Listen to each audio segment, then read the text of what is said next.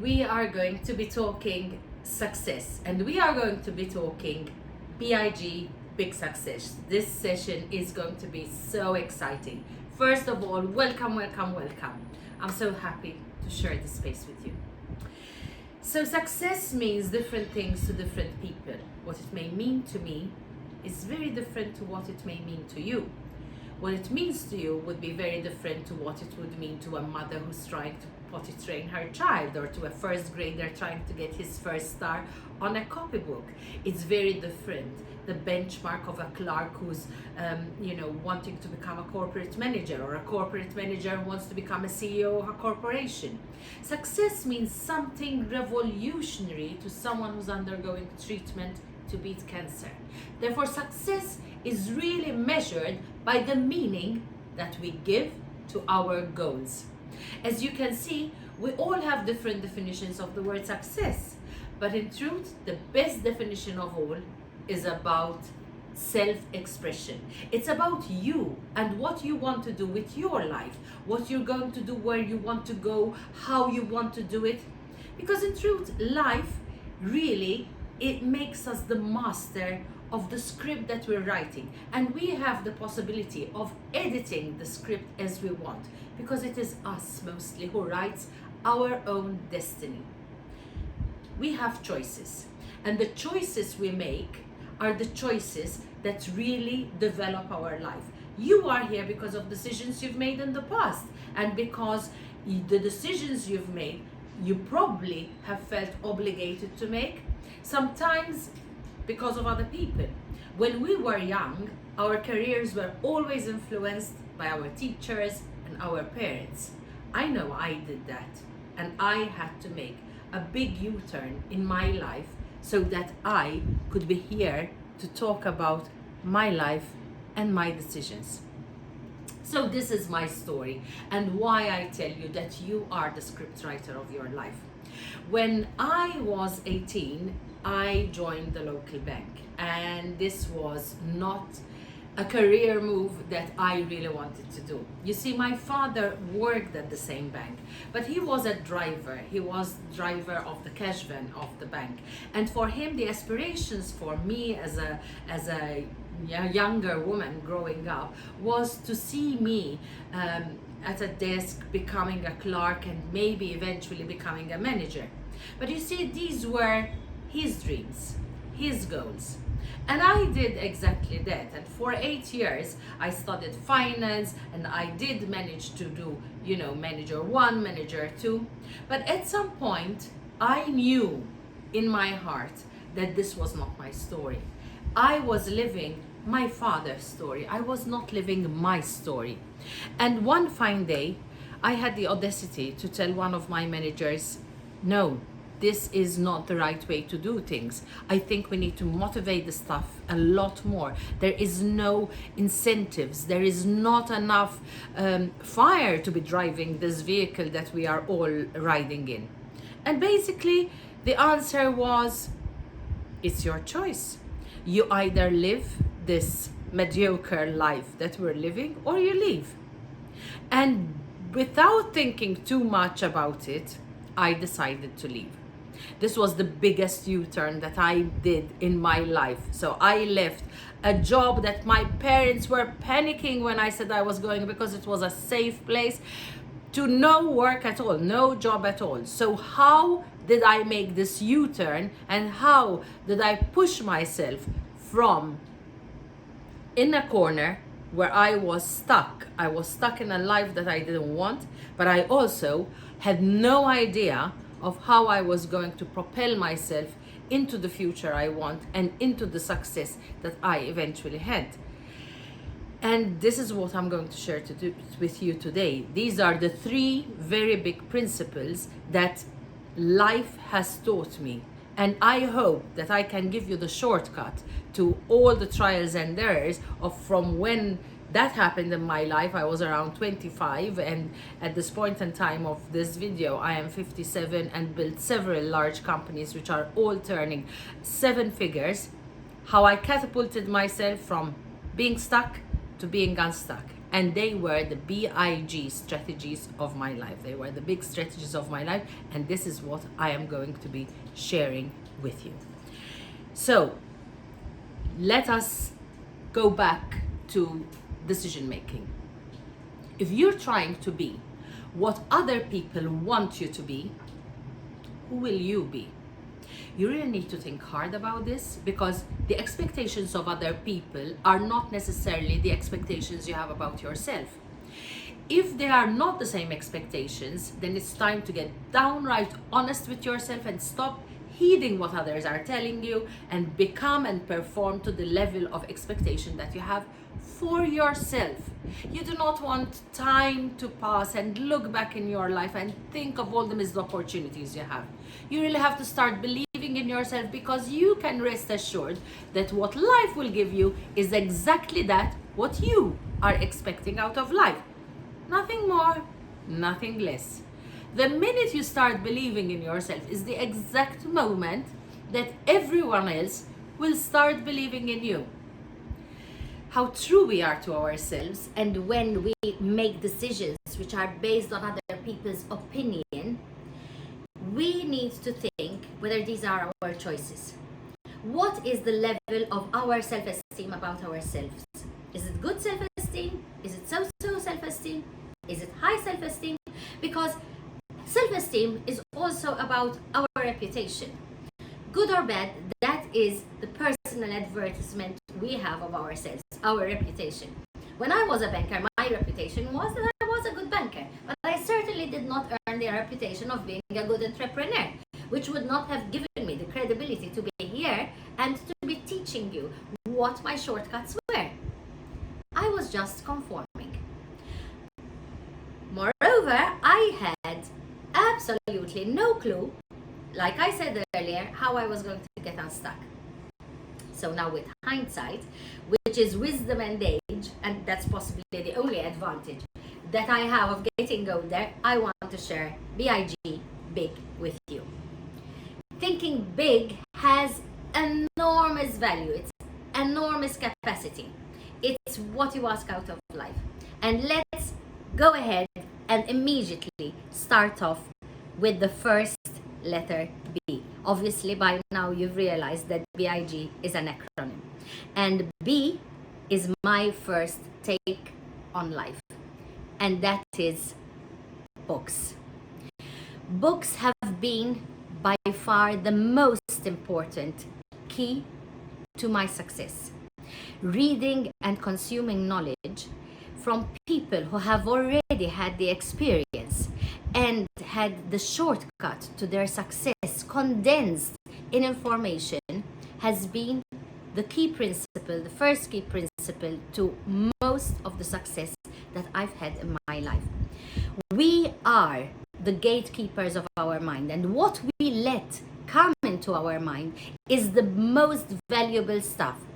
We never stop growing until we stop reading. We shape our dreams. Books and the knowledge we have is really fundamental and valuable. All the books in the world can help us solve all the problems in the world. But we don't need to read all the books in the world, because luckily we don't have all the problems in the world. What we need to read are the books that are going to help us solve our problems. If you want to become more confident and become a better communicator, you read books about communication. If you want to have a better relationship, you read books that inspire you on how to rebuild a relationship. If you feel strong about your spirituality, you read about books that elevate your spirituality. Books are the tools that release the heavens of your mind. And this is so important, because it is our mind and our decisions and our choices and what we learn and experience that help us determine our destiny. Remember, all leaders are readers. If you want to succeed, you have to read. But you may be thinking, I really have no time to read books. I really cannot, squeeze that extra time and read. And I have two answers for you. The first one is an app which I discovered called Audible. There are books, there are so many other things. And you can multitask. So I actually consume information whilst I'm cooking, I'm cleaning, and I'm out on my morning walk. But for those of you who really like to feel the hold of a tangible book in your hands, then 10 minutes. 10 minutes is all you need every day to read one book a month. That's 12 books a year. And I bet that if I had to say what you're actually reading at the moment, it's probably one book a year, and that's Facebook. Now with Facebook, you are consuming miscellaneous information. And with miscellaneous information, you are actually getting miscellaneous results. If you spend at least 10 minutes on a book that will give you answers, you will be able to have a lot more questions and find out more about the subject that you are interested in and the subject that you really want to shape the formation of your success. So that's my first take. B for books. The second one is I. Apart from the fact that I means me, it also means individuals and influencers. By default, we meet a lot of people in our life. We live with some people in our life. That's our family, our workmates, our friends. But we are actually the sum total of the 5 people that we have closest in our life. And you know, our parents used to tell us something when we were young, and that is be careful who you pick your friends and who your friends are, because you will become like them. Actually, that stands true for today and every single day of our life. We become very much the shape of the people we spend around with, our time with. If our friends are regular friends and have no desire to grow, then you really need to ask the question to yourself, are these really the people that I need to be spending most of my life with? We go to the same places with friends, we talk the same talk, we let them influence us, and we become a shadow of our friends. They become our leaders. So if we are really looking at being in a space of personal growth, in a space of business growth, we are going to have to rethink the people around us, and possibly, I know this doesn't sound nice, upgrade some of the people in our life. Stick around people you admire.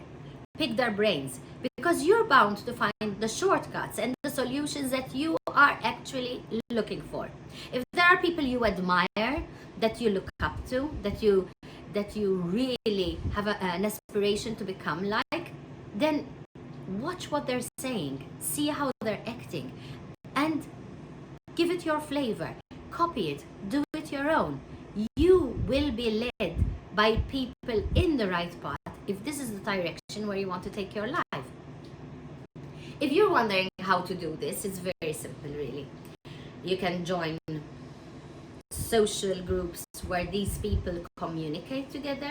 I told you about the books. You can go to about the author section and hang out in spaces where people who are like-minded will hang together, and you are bound to pick up more and more experience. Pick up people in your life who will endorse you, who will encourage you, people who are positive and whose cup is always half full and not half empty. Remember, the people you perceive to be as, the optimum of how you would like to be in your life are the people who are going to help you change your story and write the new one. So find the people who will provide you the vehicle that you will drive, metaphorically speaking, towards your goals. And remember that the people you are looking for are also looking for you. You just need to find them. The default people in your life, like your family, your friends, they still need to be obviously very much present in your life. But sometimes, although they give us advice which is coming from a good place, it's not always the right advice, because it might be limited by their beliefs. And if your beliefs are different beliefs, therefore you're going to need a different talk. If you're still not sure about how to find your mentors, like I said, find mentors. You can find them on YouTube, you can find them in groups, you can find them in group sessions, whatever it is. This is really important that you find the people who will guide you towards your goal. And by now, you've probably realized that the G is my third principle, and it is about your goals. Your goals need to be stretched to the limit, really, really stretched to the limit, because without goals, you will not have a direction, and without direction, you don't have a destination. Without goals, it's as if you're driving a car where the GPS keeps coming up with all the wrong roads that you don't need to take the path from. For example, you go through a road and the GPS will tell you there is going to be road work, so don't take that road. So you arrive at that road and you have to find an alternative route. And then you get to the alternative route and it's going to say this is really heavy on traffic, you shouldn't pass from here. But your GPS will never come up with a solution of the best road to take to arrive at your destination. If your destination is clear, which means you have clear goals, then you're simply going to put your ultimate destination in your GPS, and your GPS is going to map it out. Now, in the next session, we are going to really go into detail on how to set goals and how we're going to break down these goals from the ultimate road we want to arrive in, broken down to the first step we have to take towards moving in the right direction of our goals. That's going to be in another session. But we need to dream, and we need to dream with our eyes wide open.